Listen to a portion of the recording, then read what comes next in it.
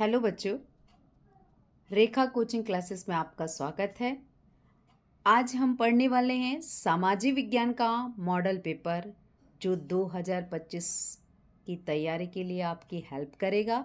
इस question paper में मैंने बहुत सारे इम्पॉर्टेंट क्वेश्चन का समावेश किया है, तो आप इसे बहुत अच्छे से तैयार कीजिए।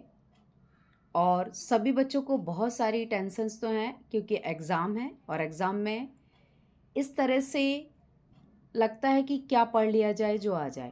तो आप जितना पोर्शन पढ़ते हैं उसे बहुत ही अच्छे से प्रिपेयर कीजिए, क्योंकि सारे पोर्शन को पढ़ने के लिए बहुत ज़्यादा तैयारी की आवश्यकता, शुरू से तैयारी की आवश्यकता होती है। पर कुछ ऐसे बच्चे हैं जो लास्ट में बहुत अच्छा स्कोर कर लेते हैं। तो आप जितना पोर्शन पढ़ते हैं आप उसे बहुत ही प्रॉपरली पढ़िए, जिससे कि आप अच्छा स्कोर कर सकें। तो आपके प्रोजेक्ट के मार्क्स, प्रैक्टिकल के मार्क्स आपको बहुत अच्छे से मिलेंगे ही अगर आपने बहुत अच्छे से आपने किया है। आप बस थ्योरी बहुत अच्छे से, ऑब्जेक्टिव और 2 मार्क्स के क्वेश्चन को बहुत अच्छे से तैयार कीजिए। अगर आपने इन क्वेश्चंस को 2 मार्क्स के और ऑब्जेक्टिव को बहुत अच्छे से तैयार किया तो आपका फर्स्ट डिवीज़न ज़रूर आएगा।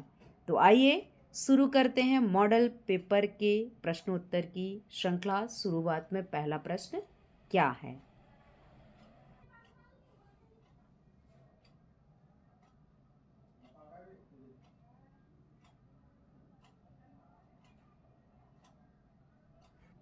हमारा पहला सही विकल्प बोल रहा है, जर्मनी के एकीकरण की आधारशिला किसने तैयार की? तो आपका ऑब्जेक्टिव में नेपोलियन, विलियम प्रथम, बिस्मार्क या नेपोलियन बोनापार्ट है। तो आप याद रखिए, जो जर्मनी के एकीकरण की जो आधारशिला है वो बिस्मार्क ने तैयार की। तो आपका ऑप्शन ये होगा। नेक्स्ट बोलता है, किस स्थान पर महात्मा गांधी द्वारा आयोजित नमक मोर्चा समाप्त हुआ? तो आप याद रखिए, दांडी। सूरत और साबरमती और पूना नहीं होंगे। नेक्स्ट थर्ड बोलता है, इनमें से किस राज्य में काली मिट्टी मुख्य रूप से पाई जाती है? तो आप याद रखिए, महाराष्ट्र में काली मिट्टी पाई जाती है। तो ये महत्वपूर्ण प्रश्न है, ये कई बार एग्जामों में पूछा गया है। तो आइए जानेंगे अपना फोर्थ पॉइंट क्या कहता है। देखिए अपना फोर्थ पॉइंट। फोर्थ पॉइंट बोल रहा है, प्रोजेक्ट टाइगर परियोजना कब प्रारंभ हुई? तो याद रखना है आपको, प्रोजेक्ट टाइगर जो परियोजना है 1973 में प्रारंभ की गई। ये पर्यावरण, आपदा प्रबंधन या जब कहीं और भी पेपर होता है तो ये प्रोजेक्ट टाइगर का क्वेश्चन पूछा जाता है। तो आपका सोशल साइंस का तो प्रश्न है ही, पर और भी आपको जनरल नॉलेज का क्वेश्चन भी याद रखना है आपको। नेक्स्ट है फिफ्थ है, सरदार सरोवर बांध किस नदी पर बना हुआ है? तो आपको याद रखना है, जो सरदार सरोवर बांध जो है वो नर्मदा नदी पर बना हुआ है।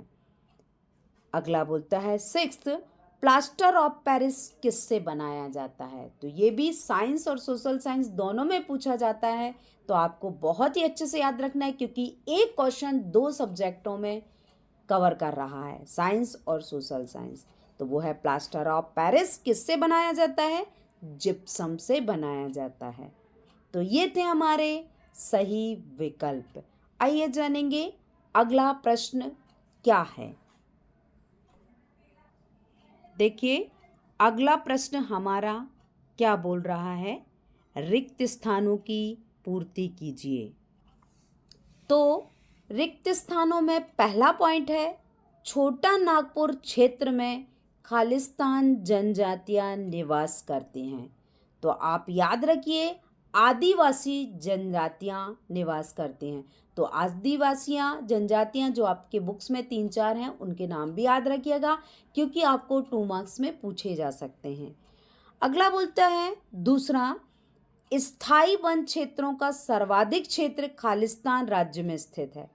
तो आप याद रखिए कि जो स्थायी वन क्षेत्रों का सर्वाधिक क्षेत्र है वो है मध्य प्रदेश। इसके बाद थर्ड बोलता है भारत में सघन वन क्षेत्र खालिस्तान प्रतिशत हैं, तो 24.39% हैं। इसके बाद फोर्थ पॉइंट बोलता है 1928 में क्रांतिकारियों ने खालिस्तान का संगठन किया था या गठन किया था, तो वो है हिंदुस्तान समाजवादी गणतंत्रवादी संगठन। तो आपको इंग्लिश में भी लिखने आ सकता है शॉर्टकट में, तो याद रखना। आपको मैंने डिटेल इसलिए क्योंकि आपको शॉर्टकट में पूछा तो नहीं बनेगा, तो इसीलिए मैंने पूरा दिया हुआ।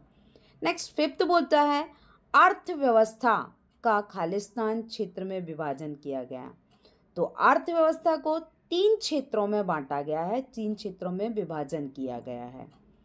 नेक्स्ट सिक्स्थ बोलता है औसत आय को खालिस्तान भी कहा जाता है, तो औसत आय को प्रति व्यक्ति आय भी कहा जाता है, क्योंकि औसत का अर्थ होता है सभी का मिला के उसमें जितनी संख्या उसको डिवाइडेशन, तो आपको याद रखना है प्रति व्यक्ति आय जो है औसत आय कहलाती है।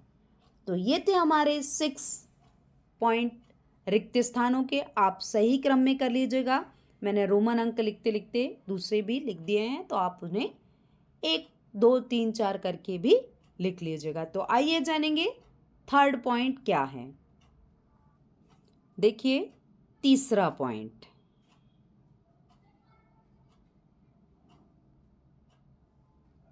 तीसरा पॉइंट कह रहा है एक शब्द में उत्तर दीजिए। तो पहला है हमारा संविधान क्या है, तो याद रखिए नियमों की संहिता या दस्तावेज। नेक्स्ट सेकंड बोलता है लोकसभा के अध्यक्ष का चुनाव कौन करता है, तो आपको याद रखना है लोकसभा सदस्य करते हैं। नेक्स्ट थर्ड बोलता है नशा मुक्ति के लिए मद्य निषेध अभियान किसने चलाया, तो आपको याद रखना है महात्मा गांधी। आइए जानेंगे अगले 3 और क्या हैं हमारे एक शब्द के उत्तर। अगला फोर्थ बोलता है 12वीं पंचवर्षीय योजना का कार्यकाल कब से कब तक था, तो आपको याद रखना 12वीं पंचवर्षीय योजना जो है वो 2012 से 2017 तक की है। तो ये जो डेट है पंचवर्षीय योजनाओं की, तो आपको कब से प्रारंभ हुई कब तक चलें इन डेटों को लिखकर याद भी करना है, क्योंकि ज़रूरी नहीं कि 12वीं ही पूछा जाए, आपको 11वीं या 10वीं भी पूछ सकता है कि पंचवर्षीय योजना किस सत्र में प्रारंभ हुई। तो आपको इन सनों को बहुत अच्छे से डेटों को याद रखना है। नेक्स्ट फिफ्थ बोलता है द्वितीयक क्षेत्र क्या है, तो द्वितीयक क्षेत्र किससे संबंधित है, निर्माण क्षेत्र से संबंधित है। नेक्स्ट सिक्स्थ बोलता है विश्व में सर्वाधिक वर्षा कहाँ होती है, तो मौसिन राम में होती है। तो इन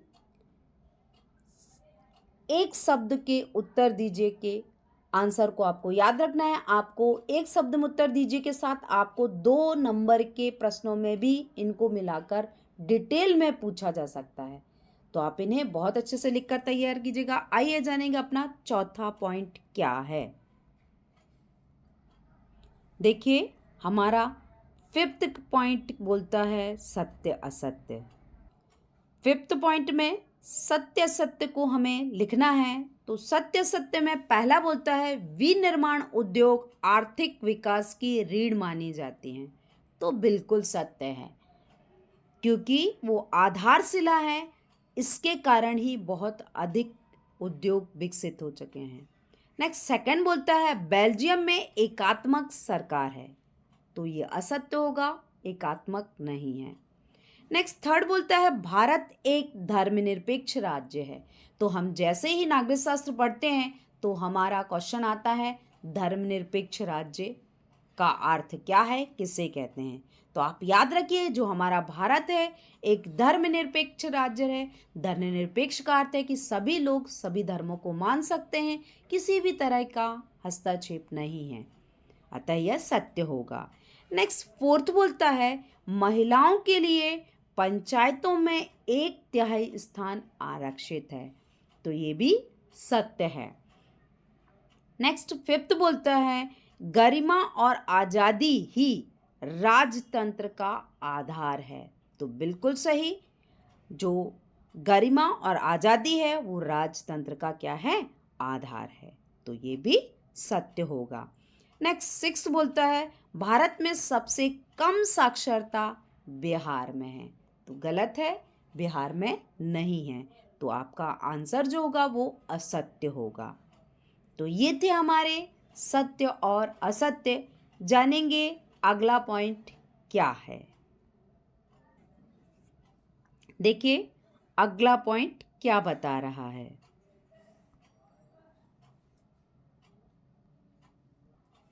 हमारा अगला पॉइंट है सही जोड़ी बनाइए। तो सही जोड़ी बनाना है तो सबसे पहला पॉइंट बोलता है एकात्मक शासन व्यवस्था। तो एकात्मक शासन व्यवस्था की जो सही जोड़ी होगी वो होगी कहाँ पर? श्रीलंका। नेक्स्ट सेकंड बोलता है बेल्जियम। तो आपको याद रखना है जो बेल्जियम है डच या जर्मन, ये इसकी सही जोड़ी होगा। नेक्स्ट थर्ड है मछली पालन।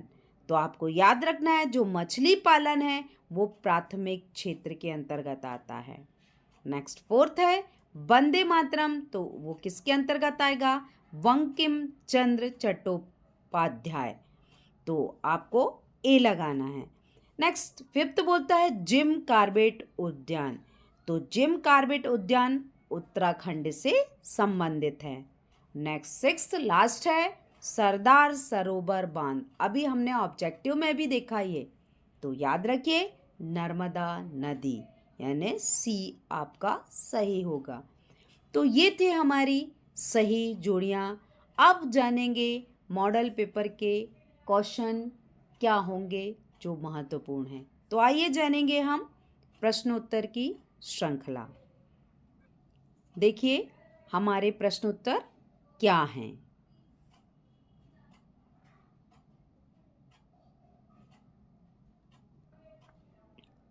प्रश्न छठवा बोल रहा है भारत के उन राज्यों के नाम लिखिए जहां काली मृदा पाई जाती है। तो आपको मृदा या मिट्टी पूछा जाए, दोनों एक ही बात है।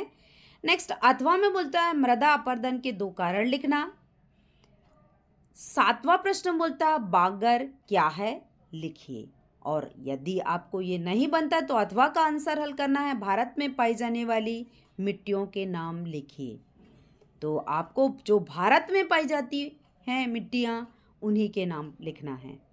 नेक्स्ट आठवां बोलता है गन्ना नगद दाम की फसल कही जाती है, लिखिए। नेक्स्ट आठवां बोलता है अथवा में रबी और खरीफ की फसलों के 5-5 नाम लिखिए। तो आपको 5 रबी की फसल बताना है और 5 खरीफ की फसल बताना है। नेक्स्ट नौवां बोलता है अभयारण्य किसे कहते हैं, या फिर अथवा में करना है प्राकृतिक वनस्पति से क्या तात्पर्य है। तो ये आपके 2 मार्क्स के क्वेश्चन आंसर हैं। आइए जानेंगे 10वां प्रश्न क्या है। देखिए हमारा 10वां प्रश्न किस तरह से क्या बोलता है। 10वां प्रश्न बोल रहा है कि परिवहन के कौन से साधन हैं, लिखिए। या तो फिर उसके अथवा में बताना है राज्य राजमार्ग क्या है, लिखिए।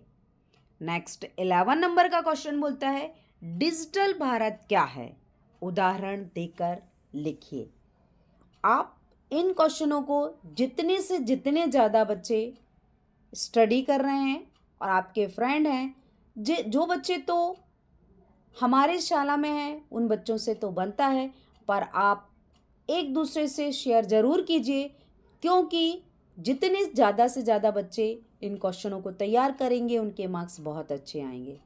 तो जो बच्चे जितना शेयर करेंगे, याद रखिए आप उतना ही एक दूसरे की हेल्प कर पाएंगे। अगला प्रश्न बोलता है उसमें अथवा में डिजिटल भारत क्या है, उदाहरण देकर लिखिए। और 5वां उसी के अथवा में बोलता है 5 प्रमुख संचार साधनों के नाम लिखिए। उसके बाद 12वां बोलता है कॉर्न लॉक क्या है, लिखिए। ये बहुत ही महत्वपूर्ण है, मोस्टली टाइम पूछा गया है। नेक्स्ट अथवा में है बोलता है निषेधाधिकार क्या है या वीटो पावर क्या है। नेक्स्ट 13 बोलता है श्रम का लैंगिक विभाजन क्या है। उसके अथवा में आपको सॉल्व करना है नारीवाद का क्या अर्थ है। तो ये थे हमारे 13 क्वेश्चन। आइए जानेंगे अगला प्रश्न क्या है। देखिए 14 नंबर से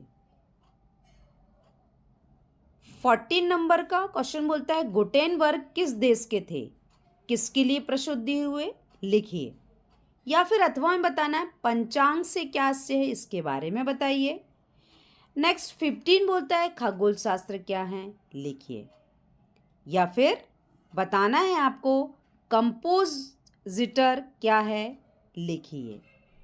16 नंबर में बोलता है प्राथमिक क्षेत्र क्या है, उदाहरण देकर लिखिए।